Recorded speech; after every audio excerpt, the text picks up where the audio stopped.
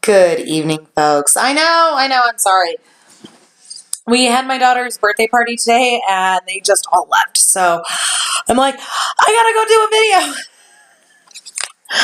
So I will be doing another video tonight on Kratz's opening statement because I'm sorry, but Kratz, did it ever occur to you when you were writing that horse shit that sooner or later other people would come along and paw through your shit and go, the fuck is wrong with you? Because that's exactly what's going on here. But anyways, what I've been doing today is I've been going, through some basic information regarding bodies and fires and how bodies respond to fires and how fires respond to bodies.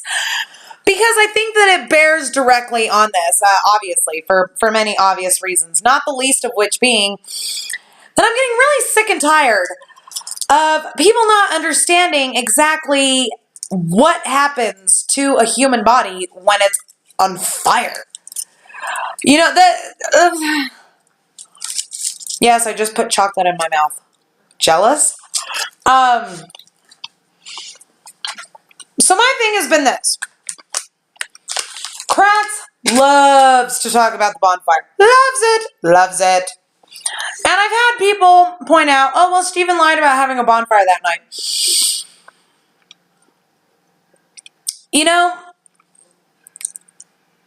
If you've never had a lapse in memory, then you can talk shit.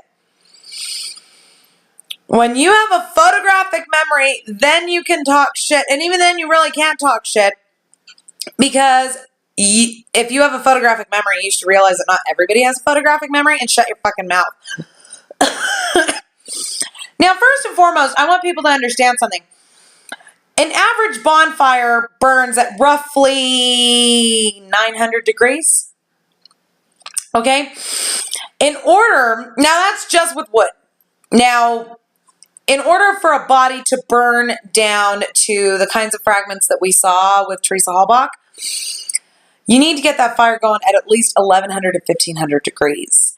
Now, keep this number in mind. To even get a tire to light on fire, you must maintain a heat of at least 400 degrees Celsius for several minutes in order for the tire to even catch on fire. That's a minimum. That's 752 degrees Fahrenheit. Okay, so that's like half of what you need to burn a body. Now, a tire fire can get up to roughly 1300 degrees, but there's a lot of variable conditions in that. Let's not forget that this is the winter. There was rain that night. And not only that, but what happens to a body. Now, I'm going to put this link down below because you guys need to read this shit. It is fascinating. Elaine Pope is a forensic scientist at the University of West Florida in Pensacola. Beautiful area of the country, by the way. It's like the Lost World.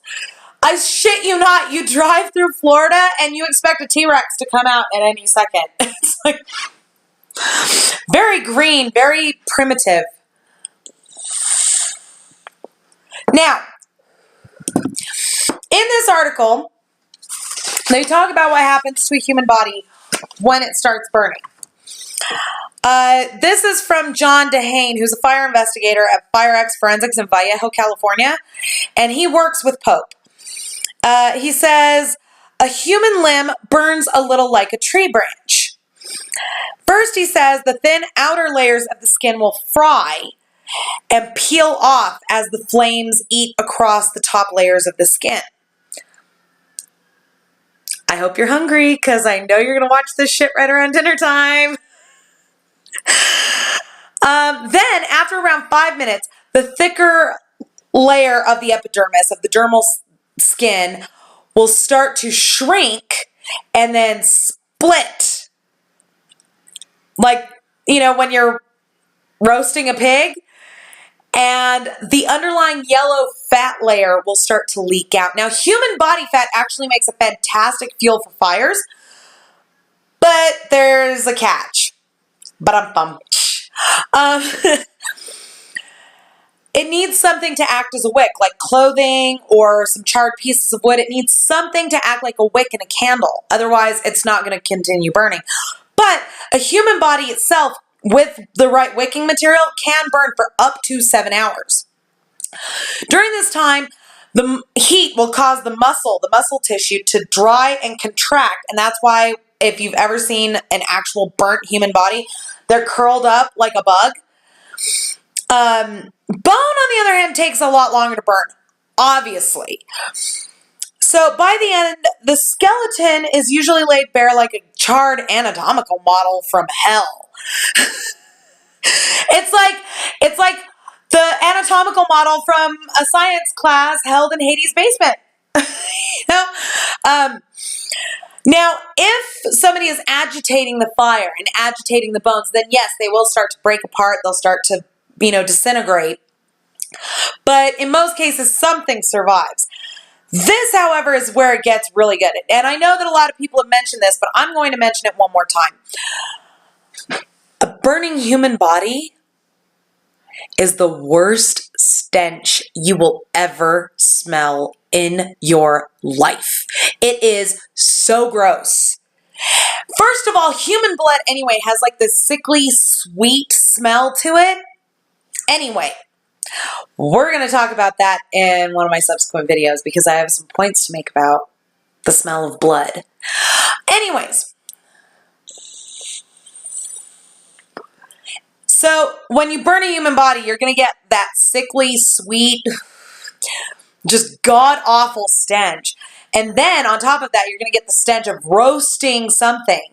Not only that, but you're going to get the stench of all those internal organs and the human waste that's included in that. All of it. You're going to get all of it. And it is the worst stench on the planet. Not only that, but when you burn tires, there's billows and billows of black smoke, even from just one tire. And it is this disgusting chemically stench, and it's thick. It's so thick you feel like it gets in your mouth and you can feel a residue. It's so gross. So, but here's the thing, guys. Nobody reported smelling anything that night. Not even a tire. A little weird, don't you think?